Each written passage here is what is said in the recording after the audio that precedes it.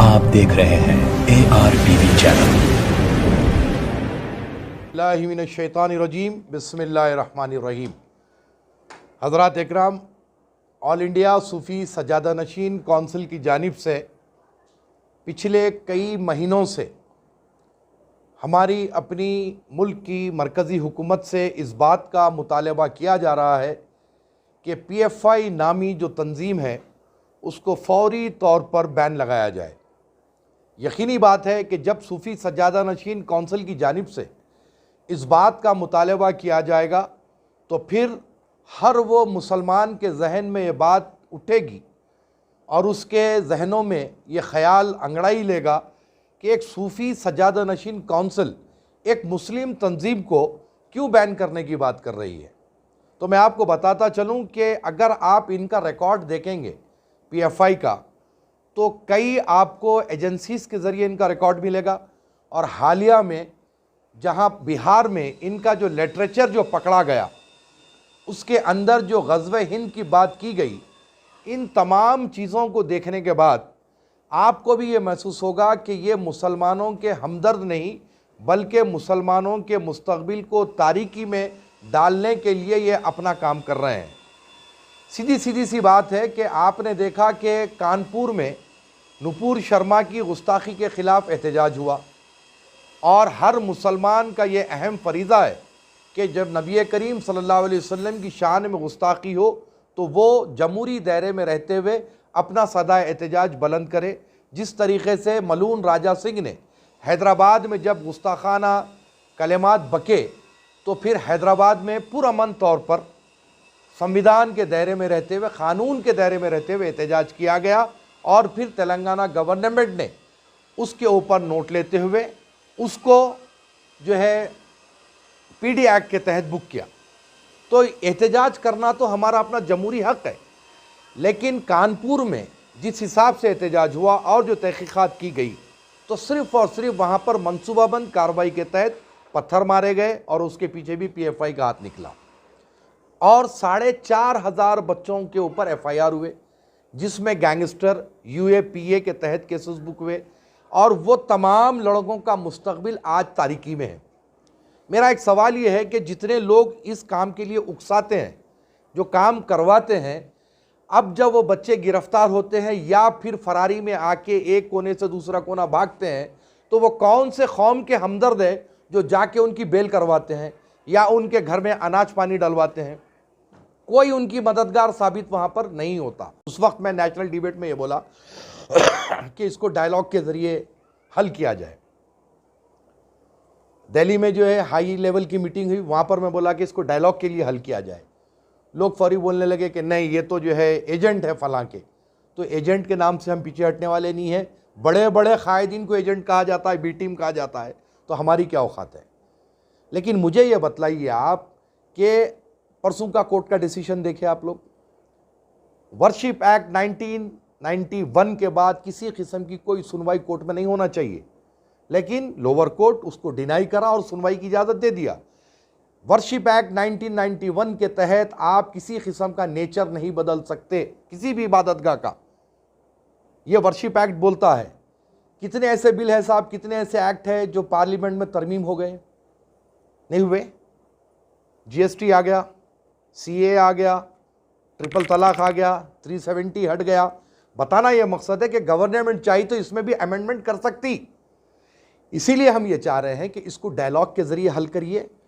धर्मगुरु भी बैठिए, सियासी लोग भी बैठिए, बैठ के ज्ञानव्यापी होने दीजिए, मथुरा होने दीजिए। इनको डायलॉग के ज़रिए हल करिए। आपको क्या करना है आप लीजिए, उनको क्या देना है उनको दीजिए। साल अब ज्ञानव्यापी का केस चलेगा, आप देखेंगे टकराव दो कम्युनिटीज़ में बरकरार रहेगा और वो चीज़ हम कई बार फेस कर चुके हैं। आप आज हम शहर में हैं, हमको अंदाज़ा नहीं है। आप डिस्ट्रिक्ट्स में जाइए, आपको अंदाज़ा होगा कि किस तरीके से खौफ में लोग ज़िंदगी गुजारते हैं। जब दौरे कर रहे हैं, जब फिर रहे हैं, तो अंदाज़ा हो रहा कि किन हालात से जो है गुजर रहे हैं। इसीलिए हम ये बोले ज्ञानव्यापी मथुरा काशी के मसले में भी डायलॉग कीजिए। बड़े बड़े लोग, कोई अकेला मैं फैसला करने वाला नहीं हूँ, मौलाना वहीद पाशा फैसला करने वाले नहीं है। हिंदुस्तान के चोटी के जो उलमा है, मुफ्ती है, वो हजरात बैठे, हिंदू धर्म के लोग बैठे, सियासी कायदीन बैठे, मसले का हल करिए। इलाहाबाद हाईकोर्ट का फैसला आया बाबरी मस्जिद का, क्या आया था फैसला, याद है आप लोगों को? 2 हिस्से हुए थे। पर्सनल लॉ बोर्ड जिद करा, नहीं हम सुप्रीम कोर्ट जाएंगे। क्या मिला साहब आज आपको वहां पर? कुछ मिला? रेडियस 5 किलोमीटर तक आप खत्म नहीं रख सकते आज। आप पे ये पर हम ये चाह रहे हैं कि वो नौबत मथुरा काशी में ना आए, पहले का पहले बात करें। मकसद है वो यही है कि कौम को किसी भी बुरी डगर पर जाने से रोके और उनके मुस्तकबिल को यानी तारीकी में जाने से रोके। साहब अगर एक 500 बच्चों पर केस बुक हो रहा है तो उसमें मेरा क्या बिगड़ रहा है? सूफी सज्जादा नशीन का क्या बिगड़ रहा है? किसी का कुछ जाने का नहीं है। लेकिन हमारे जो दिल में जो तड़प है वो यही है कि एक बच्चा अगर घर से गिरफ्तार हुआ तो वो सारे घर की तबाही है, सारा सर्विलेंस उसके घर पे लग जाता है, फिर वो बच्चे का मुस्तकबिल बिल्कुल तारीकी में चले जाता है। जब उसको कोई मुलाजिमत नहीं मिलेगी, गैंगस्टर को जब कोई गैंगस्टर केस बुक होगा तो क्या उसको कोई मुलाजिमत मिलेगी? यूएपीए के तहत कोई बुक होगा तो क्या उसको मुलाजिमत मिलेगी? नहीं मिलेगी। तो यकीनी बात है फिर वो क्राइम के रास्ते पे जाएगा और फिर मुसलमानों पे जो पहले से जो तमगा लगा हुआ है कि ये लोग टेररिस्ट है, ये लोग आतंकवादी है, तो उसको और तक़वियत मिलेगी वो नारे को। तो हमारा मकसद यही है कि हम जिस मुल्क में रहते हैं उस मुल्क के क़ानून के दायरे में रहते हुए हम अपना काम करें, अपने मज़हब का प्रचार करें। देखिए सरकार मदीना सल्लल्लाहु अलैहि वसल्लम की यानी आप जो है मक्की ज़िंदगी को उठा करके देखिए, क्या ज़िंदगी है हुजूर पाक की। आपके दंदारे मुबारक शहीद हुए, एड़ियाओं को लहू लहान किया गया, आपने पलटा के वार नहीं किया। गरीब नवाज सरकार की ज़िंदगी को उठा के देखिए, महबूब इलाही की सरकार की ज़िंदगी को उठा के देखिए। लेकिन ये जो तशद्दुद के जो हिसाब में हम उतर रहे हैं ये हमारे लिए मुनासिब नहीं है, हमारी आने वाली नस्लों के लिए मुनासिब नहीं है।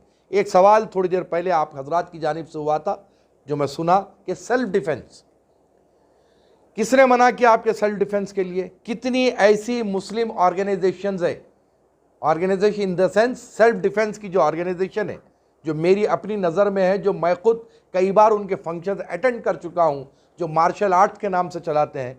किसने रोका आपको चलाने से? क्या कोई पुलिस आके रोकी? क्या कोई कानून आके रोका? किसी ने नहीं रोका। जहां आरएसएस चला रही है तो फिर वहां पर जमीयतुल उलमा हिंद भी ये काम शुरू की थी। मेरा सवाल जमीयतुल उलमा हिंद से है, आप बंद क्यों किए काम? वो 4 दिन की चांदनी फिर अंधेरी रात है, क्यों बंद किए आप जारी रखना था वो काम। आज हमारे जितने भी मेरे अपने रिश्तों के बहन भाई है उनके खुद मार्शल आर्ट्स जो है वो सिखाते हैं। तो आपको सेल्फ डिफेंस हासिल करने से कोई रोक ही नहीं सकता। हमारे मुल्क का कानून इस बात की इजाज़त देता है कि हम कर सकते हैं। क्यों नहीं भाई? आप हजरात हैं, आप लोग एक फेडरेशन बनाइए, कोई एक जो है मार्शल आर्ट्स के जो है मास्टर्स को अपॉइंट कीजिए, हम आपकी उसमें मदद करेंगे। आप देख रहे हैं ARP